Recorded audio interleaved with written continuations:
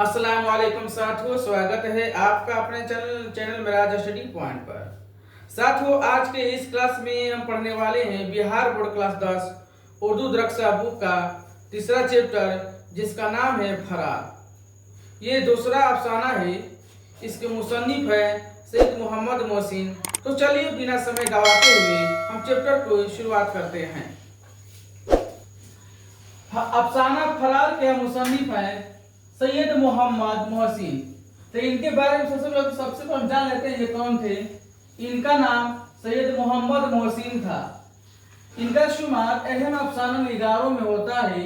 इनका पेशा था नफ्सियात के प्रोफेसर। ये नफ्सियात के प्रोफेसर थे।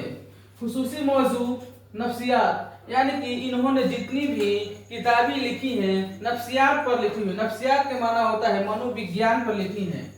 मारूफ हुआ अफसानी मजमुआ। इनका एक अफसाना मजमुआ है, कहानी है, कहानियों का किताब है। एक अनोखी मुस्कुराहट। क्या नाम है? अनोखी मुस्कुराहट है।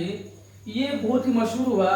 अफसानों की खुसूसियात, यानी कि इनके अफसानों की खुसूसियत ये है, इन्होंने जितनी भी कहानी यानी अफसाना लिखे हैं सब उन पर बेशतर उन्होंने नफ्सियाती कहानियां लिखी हुई है। इनका मशहूर कहानी अनोखी मुस्कुराहट है। इनकी बात करें पैदाइश के बारे में तो इनकी पैदाइश 10 जुलाई 1910 ईस्वी को पटना में हुआ। कहाँ हुआ? पटना में हुआ। इनके वालिद का नाम सैयद मोहम्मद रशीद था। इनके वालिद का नाम सैयद मोहम्मद रशीद था। तब चलिए इनका हम जान लें तो हम जानते हैं कि इनकी जो तालीमात कौन कौन सी इन्होंने एजुकेशन लिया था। तो सबसे पहले हम जानते हैं मैट्रिक यानी 10 क्लास बोर्ड, मैट्रिक बोर्ड उन्होंने 1926 ईस्वी में राजा राम मोहन राय सेमिनरी पटना से, राजा राम मोहन राय सेमिनरी पटना स्कूल से उन्होंने मैट्रिक का बोर्ड पास किया था। अगला है आईए, यानी कि इन्होंने इंटरमीडिएट क्लास 1928 ईस्वी में पटना कॉलेज से पास किए। इसके बाद उन्होंने बीए यानी बीए ऑनर्स, इन्होंने बीए ऑनर्स साइकोलॉजी में मनोविज्ञान में पटना यूनिवर्सिटी से पास करते हैं। पटना यूनिवर्सिटी से पास करते हैं कब? 1931 ईस्वी में। 1931 ईस्वी में बीए की क्लास पास करते हैं। अगला है एमए यानी मास्टर ऑफ आर्ट्स में नफ्सियात में। ये क्या करते हैं? साइकोलॉजी विभाग, साइकोलॉजी सब्जेक्ट से एमए करते हैं और उस एमए में फर्स्ट क्लास लाते हैं और उस एमए में उन्हें क्या मिलता है? उन्हें गोल्ड मेडल हासिल करते हैं पटना यूनिवर्सिटी से। इसके बाद करें इनके मुलाजिमत का आगाज, यानी कि जब इनकी नौकरी कहाँ करते थे तो 1938 ईस्वी में पटना कॉलेज में शुबा फलसफा में आरजी लेक्चरर हुए। यानी कि ये फलसफा विभाग में कुछ समय के लिए प्रोफेसर बने। इसके बाद है मुस्तकिल नौकरी, यानी कि लंबी समय के लिए उन्होंने नौकरी किया। 1948 ईस्वी नफ्सियात मुकर्रर, यानी कि साइकोलॉजी विभाग के हेड बन गए और ये रिटायर हो गए। 1974 ईस्वी में रिटायर हो गए। तो चलिए एक बार हम रिकॉल करते हैं। उन्होंने 1926 ईस्वी में मैट्रिक पास किया, 1928 में आईए पास किया और 1931 में बीए पास करते हैं और 1934 ईस्वी में एमए पास करते हैं। तो आगे चलते हैं, इनकी किताबों के बारे में जानते हैं। इनकी किताबों के बारे में जानते हैं तो उनकी एक किताब है अनोखी मुस्कुराहट। ये क्या है? ये अफसानों का मजमुआ है, यानी ये इनकी कहानी, ये जो अनोखी मुस्कुराहट जो मजमुआ है, कहानियों का संग्रह है, ये बहुत ही मकबूल हुआ। उर्दू दुनिया में बहुत ही मारूफ व मकबूल हुआ। अनोखी मुस्कुराहट एक अफसानी मजमुआ है। इसके बाद है नफ्सियाती ज़वाये। नफ्सियाती ज़वाये ये एक मज़ाबिन मजमुआ है, निबंधों की किताब है। नफ्सियाती मज़ाबिन कैसी है? नफ्सियाती मज़ाबिन यानी निबंध की किताब है। इसके बाद है जख्म के फूल। जख्म के फूल, जो जख्म का फूल है, इनके एक शायरी मजमुआ है, यानी इससे ये पता चलता है कि ये कभी कभी शायरी भी किया करते थे। जख्म का फूल इनका शायरी मजमुआ है। इसके बाद आते हैं हम इनके जिंदगी के बारे में, कुछ जिंदगी के बारे में आते हैं। तो इनकी औलाद, इनके 3 बेटे थे और 4 बेटियां थी।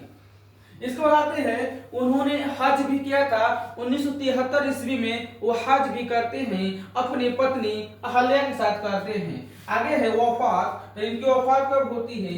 2002 ईस्वी में इलाज के दौरान दिल्ली में होती है। इनकी यानी इनका पैदाइश पटना में और जो इनकी मृत्यु यानी वफात होती है दिल्ली में होती है। तो ये साथियों ये रहा लेखक का परिचय। तो इसके बाद अब हम पढ़ेंगे जो फरार दिया गया है, जो फरार अफसाना है, फरार अफसाना यानी कि पूछता है यदि जो फरार अफसाना कैसी अफसाना है, तो पहली बात कहेंगे ये फरार नफ्सियाती अफसाना है। कैसी अफसाना है? नफ्सियाती अफसाना है। अब नफ्सियात क्या होता है? नफ्सियात को हम हिंदी में मनोविज्ञान कहते हैं, यानी साइकोलॉजी कहते हैं। हमारे मन के बारे में जो ज्ञान प्राप्त होता है कि मन के बारे में, उस मनोविज्ञान कहते हैं। तो इसमें एक मनोविज्ञान की बात यह है, इसमें एक किरदार है, महमूद नाम का किरदार है, जो शुरू से इसका नफ्सियाती शिकार रहता है। ऐसा इसलिए होता है कि जो उसकी माँ थी और उसके माँ बाप में बहुत ही झगड़ा हुआ करता था।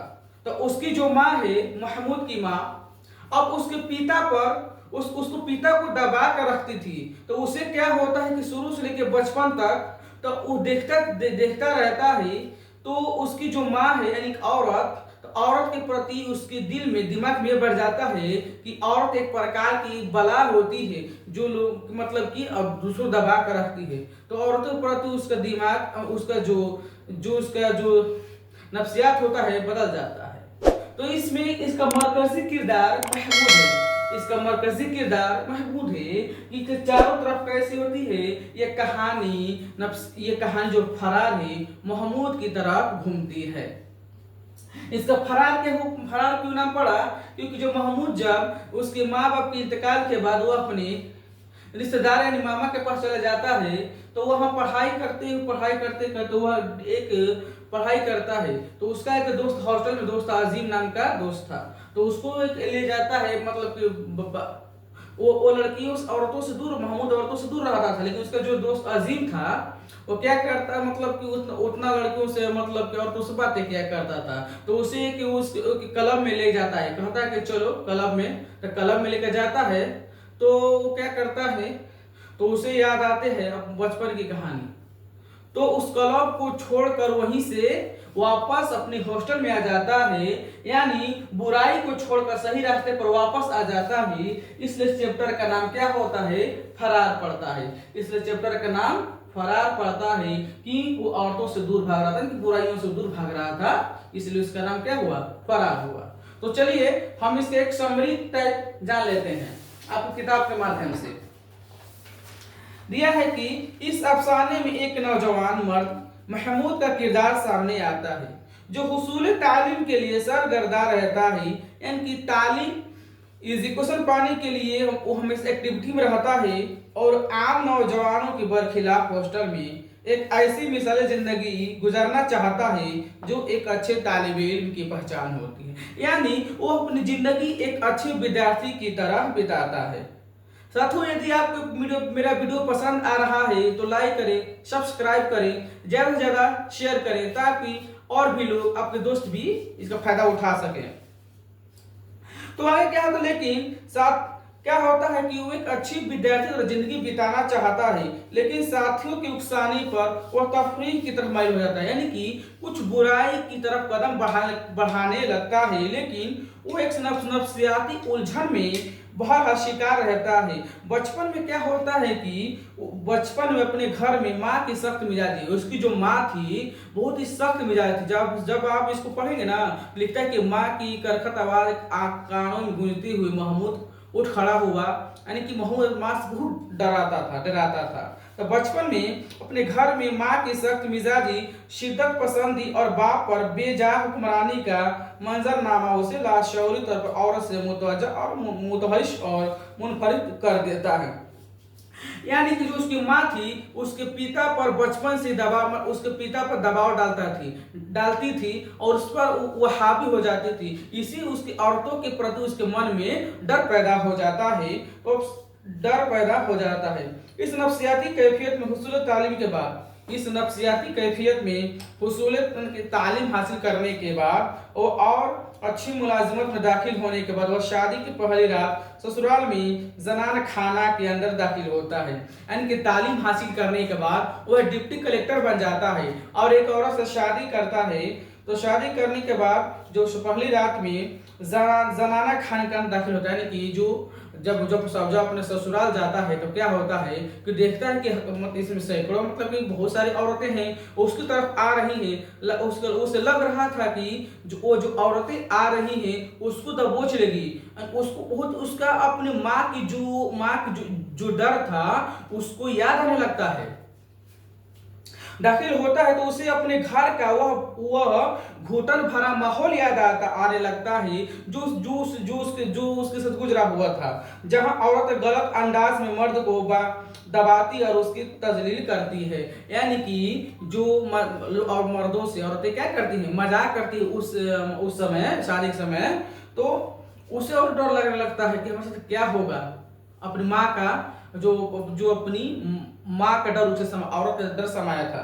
तो इस नफ्सियाती नुक्ते ने उसे अज़दवाज की फराई से यानी कि शादी जिंदगी निभाने से दूर कर देता है, खौफजदा कर देता है और उसकी शख्सियत को नामुकम्मल बना दिया।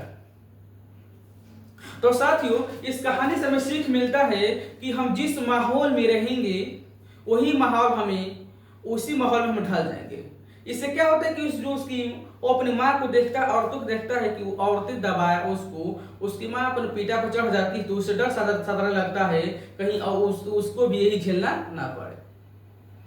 तो साथियों, ये रहा इस चैप्टर फरार का मरकजी ख्याल, हम खुलासा इसे व्याख्या कह सकते हैं।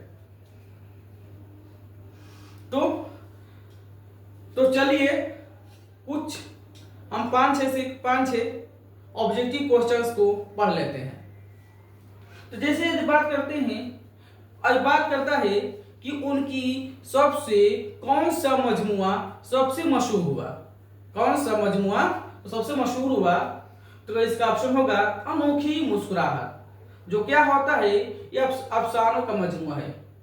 एक क्वेश्चन पूछेगा जख्म का फूल कैसी मजमुआ है, तो आप कहना एक शायरी मजमुआ है।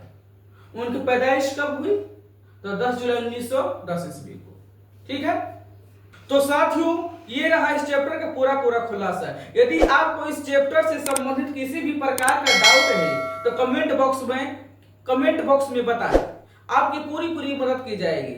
छात्रों, यदि आप बिहार बोर्ड क्लास 10 2026 की अच्छे से तैयारी करना चाहते हैं, संपूर्ण सब्जेक्ट की तैयारी करना चाहते हैं, तो हमारे चैनल से जरूर जुड़े, लाइक करें, शेयर करें और ज्यादा से ज्यादा अपने दोस्तों और साथियों में फैलाएं ताकि वो भी इसका फायदा उठा सके।